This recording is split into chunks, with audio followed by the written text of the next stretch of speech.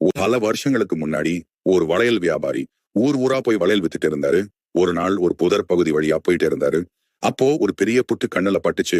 அந்த புற்றை பார்த்துட்டு இருக்கும் போதே திடீர்னு அந்த புற்றோட ஒரு ஓட்டையில இருந்து ஒரு பெண்ணோட கை வெளியே வந்துச்சு.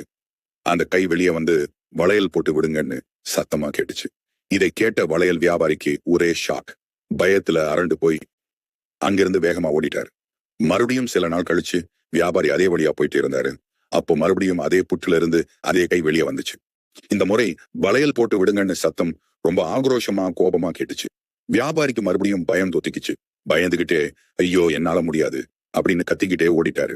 மூணாவது முறை வியாபாரி அதே வழியா போகும்போது புற்றில இருந்து வந்த கை வளையல் போட்டு விடுங்கன்னு ரொம்ப சத்தமா அழுகல் சத்தத்தோட கேட்டுச்சு. அப்பதான் வியாபாரிக்கு மனசு உருகுச்சு.